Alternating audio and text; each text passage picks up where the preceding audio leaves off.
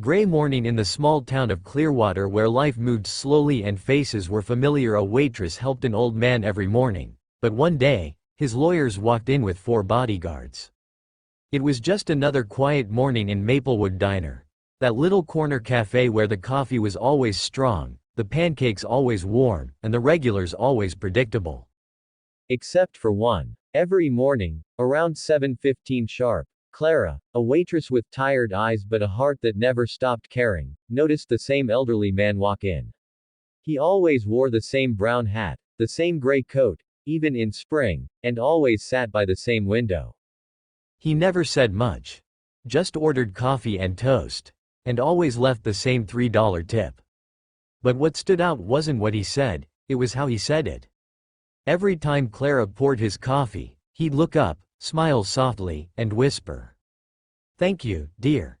You remind me of my daughter." The first few weeks, she thought nothing of it. Maybe it was just something lonely old men said.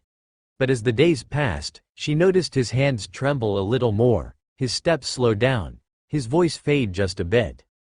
And one morning, when he struggled to butter his toast, Clara didn't think twice. She put down her tray, pulled up a chair, and said, "Here, let me help you with that, sir." From that day on, it became their ritual. She'd help him with his breakfast, cutting the toast, stirring his coffee, and in return, he'd tell her little stories. About his late wife, his daughter who lived far away, his days as a factory owner. Sometimes, he'd forget his wallet, and Clara would quietly cover the bill, telling herself it was just coffee. But deep down, she knew, it was more than coffee. It was kindness. The kind you give without expecting anything back. One Monday morning, the bell above the diner door jingled as usual. But instead of the old man, 4 men in black suits entered. 2 of them were bodyguards. The kind you only saw in movies. The third carried a briefcase. The entire diner fell silent. Clara froze mid-pour, her heart pounding. The man with the briefcase approached her and asked, "Are you Miss Clara Reynolds?" She nodded nervously. He opened the briefcase, revealing a neat stack of documents, and said calmly, "We represent Mr. Arthur Beaumont." Her heart skipped. Arthur, the old man. The lawyer continued, "Mr. Beaumont passed away last week." The words hit her like a wave. She gripped the counter, tears instantly welling up. I didn't even know he was sick," she whispered. The lawyer smiled kindly. "He didn't tell anyone, but before he passed, he left something for you." He handed her an envelope, thick, heavy, cream-colored. Inside was a handwritten note. "Greater than, dear Clara, you gave me more than coffee. You gave me back my mornings. You reminded me that kindness still exists. I lost my family to greed long ago, but you gave me something money couldn't buy, dignity. Thank you. Arthur Beaumont." Tears rolled down Clara's cheeks as she read it, but before she could speak, the lawyer continued.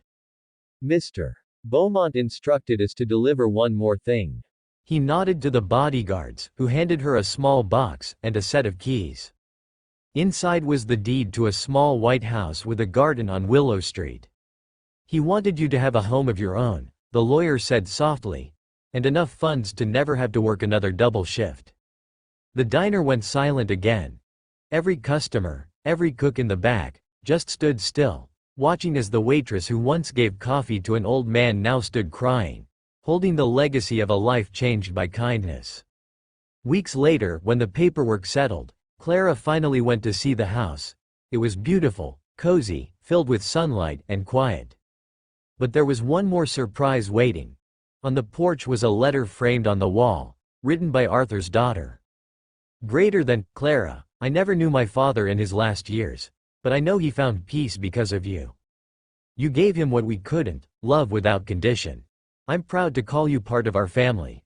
Clara sat on the porch steps that evening, watching the sunset, feeling the wind brush her hair. She whispered to the sky, "You never know whose heart you're healing, just by being kind." And that's how a waitress who once helped an old man every morning learned that kindness never goes unnoticed.